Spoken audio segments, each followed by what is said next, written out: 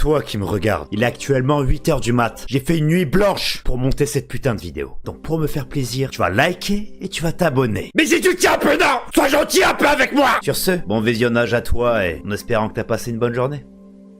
Si jamais il y a des gens qui viennent sur mes lives pour la première fois, sachez que moi, faut pas me prendre au premier degré, je suis beaucoup second degré. Donc si vous voyez que je m'énerve, ou que je donne l'impression que je suis énervé, ou que j'insulte des gens, etc., sachez qu'il y a rien de personnel, vraiment. Je préfère mettre les points sur les i quand même, et mettre les bâtons sur les t. Le chou-chou-chou. Oh, c'est le train de la hype. C'est le train de la hype, c'est le chou-chou le train. Tu m'énerves là. Et Carla, en fait, on s'énerve mutuellement. Tu m'énerves, je t'énerve. Merci pour le sub de niveau 1 et... Wesh! Merci pour le sub du niveau 1 Imed! Merci beaucoup, ça fait plaisir. Les gars, c'est le train de la hype, on peut pas laisser le train passer comme ça. Les gars, pour garder le train, n'hésitez pas surtout à voler la carte bancaire de vos darons et de commencer à mettre de l'argent, à faire chauffer la carte, les gars. Peut-être que la banquière va vous appeler, va vous dire c'est pas normal que vous avez autant d'argent dépensé sans aucune raison, mais c'est pas grave, les gars, c'est pour le train de la hype, ok? Allez, un maximum de carding, de volage de cartes, de télégramme, les frères, pour le train de la hype, un maximum de... Continuez dans cette voie-là, vraiment. C'est pour le bien du train de la hype. C'est pas tous les jours qu'on a un train de la hype, alors commencez à un peu le nourrir. Bah, il est plus là. Il est plus là. Bah, allez tous vous faire enculer, il est plus là. Franchement, je vous déteste. Cassez-vous du stream carrément. Je pense que je vais cut le stream. Franchement, franchement, les viewers, vous êtes grave investis, hein. Ça fait plaisir. Ouais, le pire streamer du monde. À quoi ça sert d'avoir des viewers? Oh! Putain, vous êtes vraiment les meilleurs viewers du monde! Merci Silver Shadow City pour les 5 subs! Putain, franchement, si je pouvais stream 10 fois par jour, je streamerais 10 fois par jour. Franchement, je pense demain... Allez, 2 vidéos par jour. Allez, 2 vidéos par jour. Je suis en ma bête, 2 vidéos par jour. 2 vidéos par jour, je vais me la tuer au montage. Vous savez quoi, je vais même pas la DTR. Je vais carrément penser qu'à vous. Mon frère, les combats contre Brock, c'est pas grave. Je vais pas aller le soutenir, je vais pas aller dans les vestiaires. Je vais juste charbonner YouTube pour vous. Parce que je vous aime et j'ai envie de vous faire plaisir, de vous divertir, de faire en sorte que vous passez de meilleures journées. Donc voilà. Besoin de toi, c'est maintenant. J'ai des parents qui m'amènent leurs gamins et qui me disent, sois sûr. Donc on va react au plus gros hagar de France. Aka. Y a pas son blaze. Ils ont pas mis son blaze. Aka Yidik Yorjn. Putain, mais il a pas choisi un nom facile à prononcer, lui. Hein. Sans pitcher avec eux. Let's go. Pas de soucis. Courage! Non, je peux pas. Donc en gros là, ce qu'il est en train de dire, le frérot, c'est qu'il y a des parents qui viennent le voir et qui lui disent: écoute, je t'emmène mon gosse dans ton club là. Si tu lui pètes pas 10 côtes, qu'il est pas entre la vie et la mort, c'est moi je t'encule. Le mec il abuse. Non, et en gros, les parents ils veulent que le coach a aucune pitié par rapport à leur enfant. Bah en soi c'est une bonne méthode. Parce que si le coach lui fait du sale en mode le gamin limite il suffoque par terre au sol, et bah imaginez qu'on leur a 17-18 piges, mais en fait il aura plus peur de rien le frérot. Il aura plus peur de rien. C'est vraiment, il y a Connor devant lui, il lui fait commence. Frérot, il s'en bat les couilles. Il dit, qu'est-ce qui t'arrive là? Pourquoi tu me regardes comme ça là? Et il encule Connor en fait. C'est des vrais guerriers qui forment. Tais-toi, merde! C'est vraiment comme... T'as vu? Non mais la dinguerie. Non mais frérot. Moi j'ai parlé un peu de Baki parce que c'est le combattant que je suis entre guillemets le plus, même si je sais pas énormément, mais on va dire en termes de contenu. Même Baki fait pas d'entraînement comme ça, frère. Baki. Je suis prêt à jurer, Baki jamais il fait... Non, j'abuse quand je dis ça. Mais frérot, c'est hardcore de fou. Non, mais imaginez un mec en trottinette électrique, il t'attache à une corde. En fait, t'es obligé de courir parce que si tu cours pas, bah c'est juste, il traîne contre le sol et ton visage, il frotte le béton, frère. Ok, si. Non, mais Ryan, quand je dis ça, j'exagère. Je sais qu'il se la tue et qu'il a un niveau de fou, mais c'était pour la blague, frère. C'est vraiment comme à l'époque... Pascal le grand frère là. Non, je vous en vrai, en fait, ce coach-là, en fait, Zarma, il prend des nouveaux combattants, des mecs qui veulent s'immiscer dans les sports de combat. Ils leur font des entraînements à la pro. Il fait des entraînements de pro à des gamins, et tant qu'ils sont pas au niveau et qu'ils peuvent pas finir l'entraînement, il est hagar encore et encore. Pascal le grand frère là. Non, je vous jure. Non. Je pense qu'il est pire que Pascal le grand frère. Je pense. Ouais, les ados dans Pascal le grand frère là. Quand il leur dit ouais maman fais-moi à manger. Ou quand Pascal le grand frère il vient devant les gamins. Et les gamins ils disent ah j'ai pas envie de me lever, vas-y tu me casses les couilles. Frérot. Je pense que le gamin, il voit la Wiss avec le bras qui fait la taille d'un studio à Paris. Ferme sa gueule en fait. Ferme sa gueule. Non mais en vrai je blague beaucoup, mais franchement avoir un coach comme ça, c'est lourd de ouf. Franchement c'est lourd de ouf. Parce que moi pour l'anecdote les gars, bon même si ça a rien à voir, c'est totalement un autre sport. Mais en gros quand je faisais du foot, il y avait un peu un coach, un peu comme lui tu vois, grave dur etc. Mais les gens qui l'entraînaient, c'était l'équipe la plus forte du club. Ils sont allés jusqu'à des matchs de régional etc. Quand tu t'entraînes avec des mecs comme ça, en tant que gamin ou un peu plus adulte, en fait, pendant l'entraînement, t'as envie de l'insulter. Mais après l'entraînement, tu te rends compte que tu progresses de ouf. Et en vérité, ces mecs-là, franchement, c'est des bons de ouf, tu vois. Récemment, sur Instagram, je suis tombé sur le coach le plus énervé de France. Il a généré ça crée des bonhommes, c'est exactement ça. Millions de vues avec ses... Franchement, moi, j'ai un gosse, j'ai inscrit dans un sport de combat. Et je vois dans le club, il y a un coach, il est comme lui. Frérot, j'ai le sourire aux lèvres, je suis trop content, frère. Vidéos d'exercices jugés violents par de nombreux utilisateurs. Reste là, viens là. Bon. Bon, il y a des limites, t'as vu? C'est à deux doigts, le mec, il prend un scooter, il l'enfonce dans le ventre du gamin. Viens là! Ferme ta bouche. T'as besoin que je te frappe pour le faire? Eh ouais, cette vidéo là. Attends.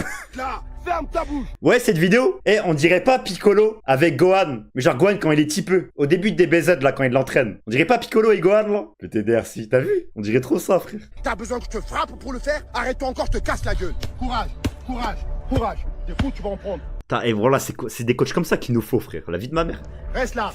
C'est rien. Il manque trop de coachs comme ça en France. Alors en fait, il justifie cette méthode dure pour remettre des personnes en difficulté sur le droit chemin. Donc parmi ses élèves, il accompagne des jeunes.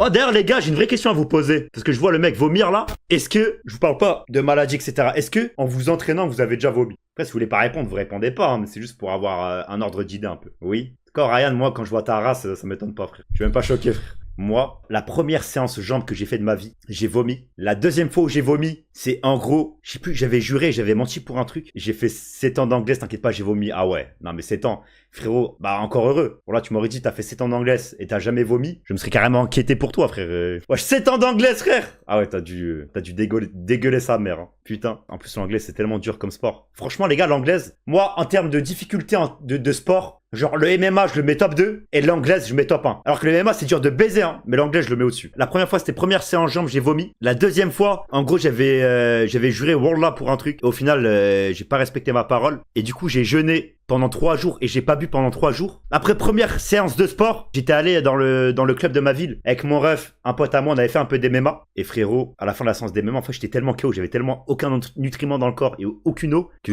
j'ai vomi 2-3 fois d'affilée, je crois. Et la troisième fois, wesh LRZ, merci pour le sub mon frère, t'es un bon. Et la troisième fois, c'est quand je suis allé à Paname récemment. J'étais allé m'entraîner avec mon frère. Et il faut savoir que mon frère il s'entraîne avec des pros. Donc voilà, je vous laisse imaginer la séance de sport. Et j'étais allé le voir. Et en gros, cette séance-là, c'était spécial Asso Bike. En gros, il y avait que de l'Asso Bike. Pour ceux qui savent pas, l'Asso Bike, en gros, c'est ça. C'est cette machine-là. Et les gars, cette machine-là, en fait, de loin, vous pouvez vous dire, vas-y, c'est 15-30 secondes d'effort. Ça se fait, c'est easy, tu vois. Tant qu'il y a de la récup derrière, c'est tranquille. En gros, je suis venu dans la séance pour le voir. Et t'as le coach qui arrive dans la salle. Et le coach commence à dire, ok, aujourd'hui, séance Asso Bike. Et là, t'as mon ref, il est cabasse. Il était tout content, il me parlait et tout, il était comme ça. Et là, il fait ça. Il est passé d'une expression à l'autre en 2 secondes. Et il m'a même dit qu'il préférait s'enculer en sparring que de faire de l'assaut bike tellement c'était dur. Et après, il m'a dit, frérot, là, cette séance-là, ça va être simple. 30 secondes de max effort et 3 minutes de repos. Et déjà, si tu fais 4-5 tours, t'es un monstre. Et lui, bon, il en fait 10, tu vois. Il en fait 10. Moi, je me suis dit quoi? Vas-y, ok, c'est peut-être dur dans l'effort. Mais 3 minutes de repos, ça se récupère largement. Et je peux faire 8-9 tours faciles, tu vois. Michou a fini à l'hôpital. Bah, vous voyez, en gros, mon ref, il a fait un live box avec Michou, Nico et Flamby. Michou, il a fait une série d'assaut bike. Et tellement c'est hardcore qu'il a fini à l'hôpital. Pour vous donner un ordre d'idée, tellement elle est dure cette machine. Et moi, j'ai fait 4 tours. Et les gars, à la fin du 4e tour, voilà, j'avais la tête qui tournait de baiser. Mes jambes, ils s'étaient paralysés. Et bon, voilà que je pèse mes mots quand je dis ça. Genre, je mens pas. Je pouvais plus du tout bouger mes jambes. Genre, il y avait tellement d'acide lactique dans mes jambes. Et il y avait tellement peu d'oxygène. Et j'étais tellement comment on appelle ça? En surventilation, je sais plus comment on appelle ça. Hyperventilation, ouais. Que déjà, il m'a fallu 10 minutes pour que je puisse juste me lever et bouger. Et même quand je me suis levé et bougé, j'ai dû aller aux toilettes. Et voilà, j'ai vomi 1 fois, 2 fois, 3 fois, 4 fois. Et c'est pas des petits vomis, c'est des gros vomis, hein. Au bout de la 5e fois, je me dis, bah c'est bon, normalement c'est carré, tu vois. Et là, je vois, je me sens toujours pas bien. 6 fois, 7 fois, jusqu'à arriver à 10 fois, frère. Et bon, là, c'est la première fois, j'avais épuisé mon corps autant dans ces derniers retranchements. Après, pour donner un contexte, j'avais fait une nuit blanche et j'avais pas trop mangé. Mais quand même. Mais quand même, frère. Et c'est pour ça, depuis, j'essaie de chercher un assaut bike dans ma ville, mais il n'y en a pas. Bah, mes frères, déjà, tu vois la gueule de la porte. Voilà, il s'entraîne dans une cave, hein. C'est la pire machine ever. Le ramener, c'est une promenade de santé devant cette merde. Le rameur, c'est... Ouais, frérot. En fait, c'est pas comparable. En fait, cette machine-là, c'est 15 fois plus dur que le rameur. Vraiment. Et vu que tu as fait de la boxe anglaise, bah souvent, dans les clubs de boxe anglaise, il y a souvent cette machine-là. Donc, tu as dû la faire, je pense. Et tu peux confirmer, de toute façon, laisse tomber la machine. Franchement, le mec qui a créé cette machine, je pense sincèrement, qu'il s'est dit, il y a des mecs que j'aime pas, vu que je peux pas les buter, et bah, j'ai juste créé cette machine et les torturer dessus. Je pense qu'il s'est vraiment dit ça. Moi, avant de rencontrer Yo, je fumais au moins 15-20 joints par jour. Il m'a permis de me cadrer dans ma vie, il m'a permis de me reprendre en main surtout.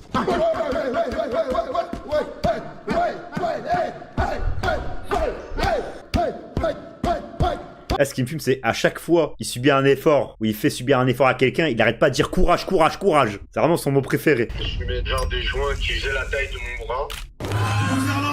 Ah frérot, c'est plus un joint là, c'est une matraque. C'est quoi ça? Quand j'ai rencontré Yom, j'étais Ah, dans c'est une une matraque période télescopique là. où bah, je cherchais ce que j'allais faire. J'avais 17 ans. Je savais plus qu'est-ce que je vais faire parce que le lycée, bah, on m'avait viré. Par rapport à la bagarre, justement, on m'avait viré. Mais après, il m'a ramené à la salle, il m'a ramené au MMA. J'ai vu des gens beaucoup plus forts que moi. Ah les gars, J'ai dit, ah, ok. ça, par contre là il dit un vrai truc hein. Vous savez que moi j'ai eu plein de potes, tu sais, ils avaient la répute un peu de bagarreurs, tout dans leur tête c'était des Yujiro Hamna, t'as vu. Et quand ils allaient dans des clubs de sport de combat et qu'ils voyaient que tout le monde les fumait, ah, ça te met un gros coup au moral et là tu te remets sérieusement en question, tu te dis, ah en vrai je pue la merde en fait. Et ça te rend grave humble et ça te fait grave redescendre, t'as vu. En vrai les trucs comme ça c'est utile. Ça prend 10 carrés de sucre, hein. Après ça va faire une big séance de sport. Là, ça prend du sucre comme as. Après, ça va faire une big séance boxe anglaise, frère. C'est ça. Après, t'as des mecs qui Ouais. mangent de la merde, ils sont toujours secs, hein. D'ailleurs, vous avez de la chance. Et C'est pas mon cas, frère. Non, non. Moi, je mange un prince, j'ai le physique à Tyson Fury. Un prince. Jessim, 13 ans. Moi, je- Putain, 13 ans, c'est jeune, hein. C'est vraiment jeune, 13 ans. Je veux tout faire pour que Hyper ton jeune. élastique il reste toujours tendu. Donc accroche-toi, pleure pas que je te crie pas dessus. Allez, on y va, Jessim. Allez, on met un peu de rythme. Hein. Allez, courage. Non, c'est trop. Super. Là, c'est trop une dinguerie, frère. Je te jure qu'on est. Le mec, il est posé comme as, big corps derrière le dos. Ah, il est au max, hein, le coach, là. Regarde, c'est- je te laisse un peu tendre ça. Allez, courage. Parfait, Là, t'as Piccolo, t'as Gohan derrière. parfait, t'es bien là. T'es bien, tais-toi, t'es bien. Tais-toi, on y va. Tais-toi. Allez, c'est maintenant là, tais-toi. Ouais, comment il respire. Là, il est au bout de sa vie, frère. Allez, courage. Courage. Regarde, tu le fais là, non? Là, c'est Super, vraiment on y est chaud. arrivé, on y est arrivé. Bien joué, Jess. Super. Ça va, ça a pas été trop un bâtard avec lui, frère. Il a fait un truc gentil. Tais-toi, tais-toi. Et ferme ta gueule. Ferme-la ta gueule. C'est bon, arrête de pleurer, tu me casses les couilles. Juste cours, frère. Juste cours, arrête de me casser les couilles, là. Là, ça me Changer ta fume. zone. Mais regarde, tu viens bien de le faire. Tout à l'heure, tu voulais quoi? Tu voulais abandonner, tu me dis je peux pas le faire. Pourtant, tu viens de le faire. Tu vas pouvoir aller boire et si on a besoin de faire un deuxième Il a tour, raison. on fera un deuxième tour. En fait, il fait le rôle de coach sportif, éducateur et daron. Mais c'est trop le goat, en fait, ce mec, là. Franchement, si j'ai un gosse, je le vends à lui. Pour 500 balles, je le vends. Je m'achète une PS5, je joue dessus. Si tu veux continuer à rester champion de France de ta discipline, tu te dois de travailler. Lève tes mains! Alors là, ça se voit, il lui a coupé la respiration. Je sais ce que ça fait, et quand la respiration elle est coupée, je peux vous dire que la respiration là, elle est coupée, frère. Ouais, vous voyez ce qu'il a fait au gamin? En fait, le frérot, dans 5-6 ans, quand il se recevra des coups au foie, bah là, il encaissera 10 fois mieux, frère. C'est juste ton esprit qu'il faut rendre fort. Trop de sport jeune, ça ralentit la croissance. Non, alors ça, c'est une idée reçue de merde. Vraiment, c'est... En fait, quand tu fais du sport, ça n'a rien à voir avec de la croissance. En fait, si t'es prédestiné à faire 1m85, que tu fasses du sport ou pas, tu feras 1m85. C'est des fausses idées, ça. Ça dépend dans tous les sports. Après, forcément, si t'es en pleine croissance et que tu fais un sport comme un trou du cul, et du coup que tu te blesses, dans tous les cas que tu dois faire 1m85, tu feras 1m85, mais ça pourra ralentir la croissance dans le sens où tu as les blessures. Dans tous les cas, tu feras la taille que tu dois faire de base, c'est dans le code génétique. Que tu fais de la muscu ou pas, des sports de combat ou pas, ça changera littéralement rien à la taille que tu vas faire. Pourquoi on me voit frapper des gens avec des pneus? Parce que ces personnes ils vont commencer un sport de combat, donc je me suis permis de prendre un pneu et leur taper sur l'abdomen. Ah, moi je suis plutôt d'accord avec lui dans le sens où, ok, ça peut paraître gros de prendre un gros pneu de tracteur et de frapper les élèves avec, mais les gars, faut pas oublier que ça reste un sport de combat. Et vaut mieux préparer les gens à encaisser les coups avec des pneus et des bâtons que ne pas les préparer à encaisser dans le ring. Ils se mangent des coups et ils ont l'impression qu'il y a une tornade qui arrive sur eux. Donc moi je trouve que c'est une bonne chose, c'est un bon move. Mon front, c'est un bâton, ça fait quand même un peu mal, donc je me suis dit, bon, pourquoi pas prendre une roue, il n'y a pas la jante dedans, c'est une matière qui est en caoutchouc. Bon, pourquoi pas prendre une AK-47 pour entraîner les élèves avec, hein. De toute façon c'est des balles en caoutchouc, c'est pas des balles en métal, donc bon. Le frérot il a quand même hésité à mettre une jante dedans, hein. Bientôt il va frapper avec des voitures. Donc là, regarde-moi bien, je t'ai ramené un pneu. Ça doit pas te faire peur. T'as repris le MMA, je vais t'accueillir dans mon groupe. Donc pour éviter l'appréhension des coups, je veux voir jusqu'à où t'es capable d'y aller. Moi je trouve ça un putain... En fait ça c'est grave bien de faire ça. Parce que genre 99% des clubs de sport de combat, les mecs ils arrivent à l'entraînement et directement ils ont une peur des coups, c'est normal parce qu'ils se sont jamais réellement pris de vrais coups bien appuyés. Et du coup ça peut faire qu'il y ait une réticence. T'as des gens ils reçoivent leur premier coup, après ils abandonnent les entraînements parce qu'ils trouvent ça trop dur. Alors que là, tu vas frapper les gens avec des pneus etc. Ça peut paraître abusé, mais au moins tu les prépares à recevoir des coups et quand ils vont se recevoir des coups, pour eux ça va être rien. Parce qu'ils se seront frappés par des pneus etc. Et ils auront moins cette appréhension là. Et du coup pour le long terme c'est beaucoup mieux moi je trouve. Donc Toi. franchement c'est un bon move. T'as pris un coup, t'as mal, garde-le pour toi. Tu peux pas montrer tes faiblesses aux gens. On vit dans un monde, si tu montres que t'es faible, on te marche dessus. Donc pour te préparer à ça, on va travailler avec ça sur l'appréhension des coups. Alors pour faire en sorte que t'encaisses mieux les coups, on va directement passer à l'entraînement en question. Faut pas le tuer le gamin quand même. Il y a un minimum à rip le lit. De toute façon, il y avait déjà des planches qui étaient pétées sur le lit. Là, je troll, je rigole, mais c'est vraiment ce qu'il est en train de faire. Hein. C'est vraiment ce qu'il est en train de faire là. Oh, tu montres pas tes émotions. Ah, c'est maintenant que ça se joue. Reste là, bien joué. Reste là-haut, tu montes pas tes émotions. Allez, t'es venu me trouver pour ça, reste là. Tu bouges pas, écarte tes bras. Merci, écarte-les. Là, reste là. Écarte tes bras. Écarte tes bras, tu restes là. T'arrêtes de mettre les mains. Tu montes pas tes émotions, je veux pas t'entendre. Courage, Jessim. Courage. Courage, Jessim. Courage. Ferme ta gueule. Ferme ta gueule. Tais-toi. Bien sûr que vous pouvez apprendre à gérer vos émotions, mais c'est pas en vous hurlant dessus et en vous demandant de taire vos émotions que vous gérez vos émotions. Non, vous les... Oh, comment elle tire à balles réelles sur le coach. Eh, c'est pas en lâchant des... Tais-toi. Courage. Ferme ta gueule. Je veux pas t'entendre. Courage. Tais-toi. Ferme-la ta gueule, je vais t'enculer. C'est pas comme ça qu'on va réussir à faire en sorte que les personnes soient des meilleures personnes qu'elles étaient avant. C'est pas comme ça que les gens vont sortir de leur folie. J'ai des Tais-toi. choses plus tard.